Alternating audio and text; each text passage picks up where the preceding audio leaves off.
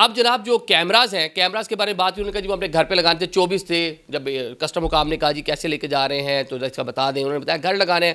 انہوں نے کہا چلیں جی اس کا بل شل بنا دیں. انہوں نے بل بنا دیا جی اتنا آپ نے کسٹم پے کرنا ہے. انہوں نے کہا جی لہنگاز کا کیونکہ کسٹم اس طرح بن نہیں سکتا تھا آئی تھنک، یا وہ اس زمرے میں نہیں آ رہے تھے، وہ کوئی انہوں نے کہ اس کا نام پاکستان کے بیچنے ہی نہیں تھے. 5-7 سوٹ تھے، ان کا ویٹ 40 کلو تھا ڈیفینیٹلی، وہ پہننے کے لیے تھے. اب آگے جو جواز دے دیا گیا کہ یہ تو انڈین ہیں.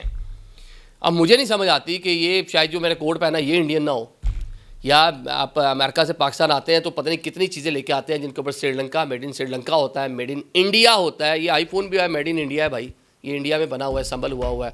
اچھا اس کے بعد جناب کتنی پینٹس ہوتی ہیں جو بنگلہ دیش کی بنی ہوئی ہوتی ہیں. اب یہ نہ ہو کہ ان میں سے کوئی ٹیگ چیک کر کے کہ آپ نے میڈ ان انڈیا پینٹ پہنی ہوئی ہے تو ایئرپورٹ پہ اتار کے جائیں. مجھے تو لگ رہا ہے کہ پاکستان میں یہ بھی ہو سکتا ہے، پاسبل ہے.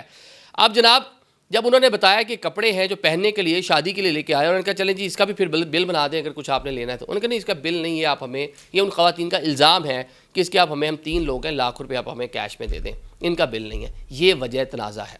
اب ان خواتین کی معصومیت سے مجھے صاف نظر آتا ہے جس طرح وہ بات کر رہی ہیں، جو انہوں نے ایک ایکسپریس چینل کے ایک صاحب ہیں ان کو جو پورا ان کے ساتھ بات چیت کی جو میں نے پوری سنی.